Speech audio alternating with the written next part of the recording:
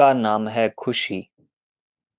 और अव्यक्त मुरलियों में से खुशी के विषय में जो महावाक्य आए हैं उसका यह संकलन है।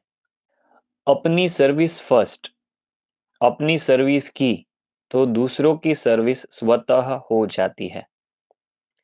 विस्तार में जाने से वह दूसरों का कल्याण करते करते अपना कल्याण तो नहीं भूल जाते हो। अब दूसरे के प्रति जास्ती अटेंशन देते हो तो अपने अंदर जो टेंशन चलता है उसको नहीं देखते हो। पहले अपने टेंशन पर अटेंशन दो, फिर विश्व में जो अनेक प्रकार के टेंशन है उनको खलास कर सकेंगे। पहले अपने टेंशन पर अटेंशन दो तो फिर विश्व में जो अनेक प्रकार के टेंशन है उनको खलास कर सकेंगे। पहले अपने आप को देखो। अपनी सर्विस फर्स्ट। अपनी सर्विस की तो दूसरों की सर्विस स्वतः हो जाती है। अपनी सर्विस को छोड़ दूसरों की सर्विस में लग जाने से समय और संकल्प ज्यादा खर्च कर लेते हो। इस कारण जो जमा होना चाहिए वह नहीं कर पाते। जमा न होने के कारण वह नशा, वह खुशी नहीं रहती। अभी अभी कमाया और अभी अभी खाया तो वह अल्पकाल का हो जाता है। जमा रहता है वह सदा साथ रहता है। तो अब जमा करना भी सीखो। सिर्फ इस जन्म के लिए नहीं लेकिन 21 जन्मों के लिए जमा करना है। अगर अभी अभी कमाया और खाया तो भविष्य में क्या बनेगा। अभी अभी कमाया और अभी अभी बांटा नहीं। खाने के बाद समाना भी चाहिए, फिर बांटना चाहिए। कमाया और बांट दिया तो अपने में शक्ति नहीं रहेगी। ठीक है, कमाया और बांट दिया तो भी अपने में शक्ति नहीं रहेगी। सिर्फ खुशी होती है, जो मिला सो बांटा, यह खुशी जरूर होगी। दान करने की खुशी रहती है लेकिन उसको स्वयं में समाने की शक्ति नहीं रहती। खुशी के साथ शक्ति भी चाहिए। शक्ति न होने के कारण निर्विघ्न नहीं हो सकते, विघ्नों को पार नहीं कर सकते। छोटे छोटे विघ्न लगन को डिस्टर्ब कर देते हैं, इसलिए समाने की शक्ति धारण करनी चाहिए। जैसे खुशी की झलक सूरत में दिखाई देती है, वैसे शक्ति की झलक भी दिखाई देनी चाहिए।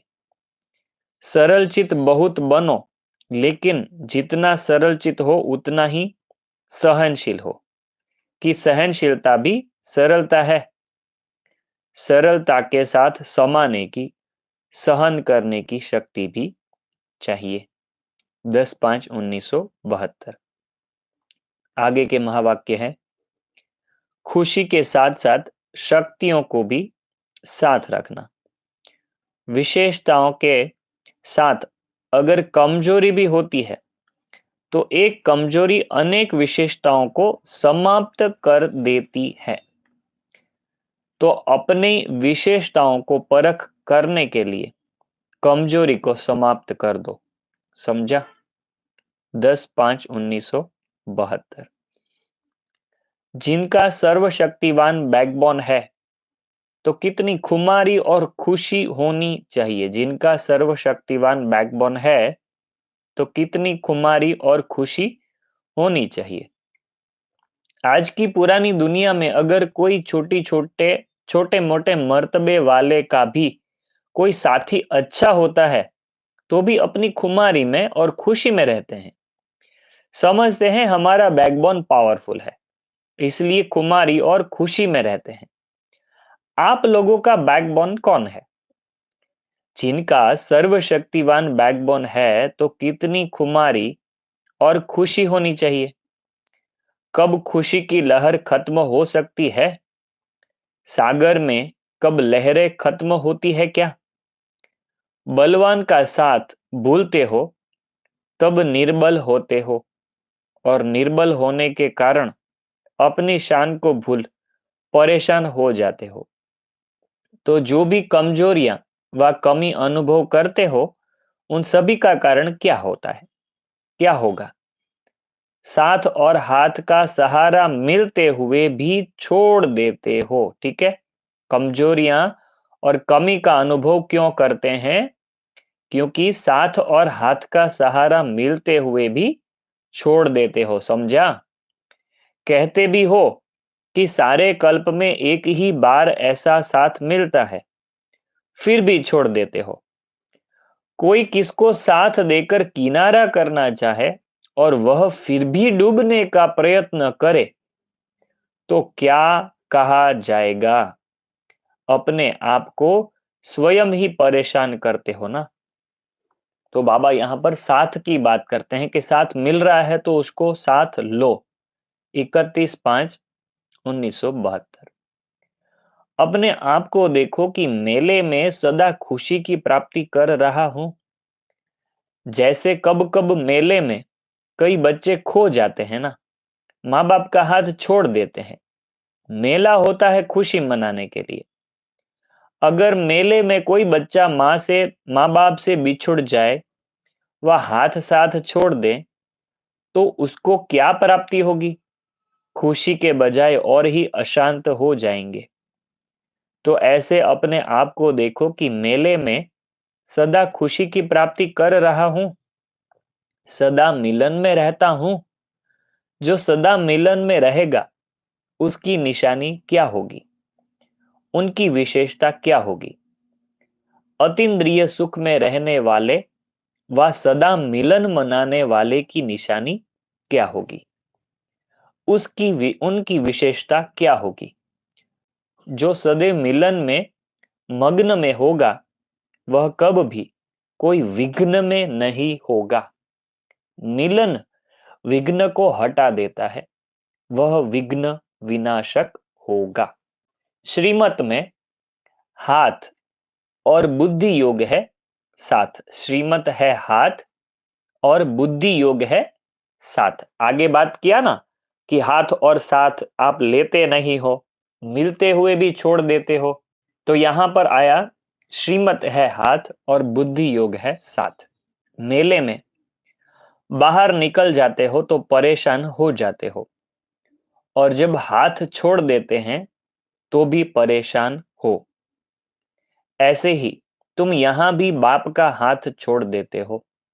हाथ छोड़ देना, क्या इनका अर्थ समझते हो? बाप का स्थूल हाथ तो है नहीं, श्रीमत है हाथ और बुद्धि योग है साथ। तो मेले में जब हाथ और साथ दोनों ही छोड़ देते हो, अर्थात बाप से किनारा कर देते हो, तब भी परेशान होते हो। हाथ और साथ अगर न छोड़ो तो सदा खुशी में रहेंगे। इसलिए अब सदैव मेला और खेल समझकर ही अपने पार्ट और दूसरे के पार्ट को देखो। Very important. हाथ और साथ अगर न छोड़ो तो सदा खुशी में रहेंगे, इसलिए अब सदैव मेला और खेल समझकर ही अपने पार्ट और दूसरे के पार्ट को देखो। सदैव मेला समझो और सदैव खेल समझो। यह तो सहज बात है और कॉमन अर्थात पुरानी बात है। पुरानी बात को निरंतर बनाया है या कभी कभी भूल जाते हो, और या कभी समय पर याद करते हो? यह इसलिए बतलाया कि यदि वह दो शब्द भी निरंतर याद रखो तो निरंतर खुशी में और निरंतर शक्ति स्वरूप में रह सकते हो। ठीक है, मेला और खेल दो शब्द याद रखो तो निरंतर खुशी में और निरंतर शक्ति स्वरूप में रह सकते हो। अभी अभी समय छोटी छोटी बातों में वह साधारण संकल्पों के विघ्नों में गवाने का नहीं है। अभी समय छोटी छोटी बातों में वह साधारण संकल्पों के विघ्नों में गवाने का नहीं है। अभी तो मास्टर रचयिता बन अपने भविष्य की प्रजा और भक्तों दोनों को अपनी प्राप्त की हुई शक्तियों द्वारा वरदान देने का समय आ पहुंचा है। ठीक है, आप जब भी इस वाक्य को सुनेंगे तभी यह समय आ चुका ही होगा, क्योंकि 2024 के एंड में दिसंबर में यह रिकॉर्ड करके रख रहे हैं। तो आप जब भी पढ़ेंगे तभी बाबा कह रहे हैं कि अभी कौन सा समय आ गया है। मास्टर रचयिता बन अपने भविष्य की प्रजा और भक्तों दोनों को अपनी प्राप्त की हुई शक्तियों द्वारा वरदान देने का समय आ पहुंचा है। 8/7/1973 में यह महावाक्य बताए थे। साथी क्यों बनाया जाता है? संपर्क अर्थात साथ अथवा साथी। साथी क्यों बनाया जाता है? संपर्क क्यों और किससे रखा जाता है? आवश्यकता के समय, मुश्किल के समय, सहारा अथवा सहयोग के लिए, उदास स्थिति में मन को खुशी में लाने के लिए, वह दुख के समय दुख को बांट लेने के लिए साथी बनाया जाता है। ऐसा सच्चा साथी अथवा ऐसा श्रेष्ठ संपर्क जो लक्ष्य रखकर बनाते हो, क्या क्या ऐसा साथी मिला? ऐसा साथी जो निष्काम हो, निष्पक्ष हो, अविनाशी हो, व समर्थ हो। ऐसा संपर्क कभी मिला अथवा मिल सकता है क्या? दुनिया में कहीं पर मिला ऐसा साथी? 20 मई 1974 के अव्यक्त मूल्य महावाक्य थे। सदा हर्षित मुख रहो तो स्वयं का भी समय बचाएंगे। देखो, बहुत इंपॉर्टेंट वाक्य है, बहुत सुंदर। सदा हर्षित मुख रहो तो स्वयं का समय बचाएंगे। अभी देखते हैं इसमें बाबा क्या बताना चाह रहे हैं। सुनने में खुश होते हो लेकिन निभाने में कहीं मजबूर हो जाते हो। जब सुनने में इतनी खुशी होती है तो स्वरूप बनने में कितनी खुशी होगी। इस समय सभी हर्षित मुख हो, ऐसे ही सदा हर्षित मुख रहो तो स्वयं का भी समय बचाएंगे और निमित्त बनी हुई आत्मा का भी समय बचा लेंगे। अभी तक गिरने और चढ़ने में, स्वयं को संभालने में व बुद्धि को ठिकाने लगाने में समय जो इसमें जाता है, 25% समय, शायद ऐसा ही कुछ होगा इधर, 25% समय जो इसमें जाता है, तो यह समय बच जाएगा और वह कमाई में जमा हो जाएगा। अब बचत करना सीखो। समझा? 12 अक्टूबर 1975। यह बहुत इंपॉर्टेंट महावाक्य है, बहुत बार बार आपको अलग अलग किताबों में यह सुनने में आएगा। अब का चिल्लाना, अब का चलाना अर्थात बार बार चिल्लाना। अगर अब भी बाप से छुपावेंगे, वह अपने को सच्चा सिद्ध करके चलाने की कोशिश करेंगे, तो अभी चलाना अर्थात अंत में और अब भी अपने मन में चिल्लाते रहेंगे, क्या करूं, खुशी नहीं होती, सफलता नहीं होती, सर्व प्राप्तियों की अनुभूति नहीं होती। ऐसे अब भी चिल्लाएंगे और अंत में हाय मेरा भाग्य कह चिल्लाएंगे। तो अब का चलाना अर्थात बार बार चिल्लाना। 26 अक्टूबर 1975। अपने को सारी दुनिया के बीच चमकता हुआ विशेष लक्की सितारा अनुभव करते हो।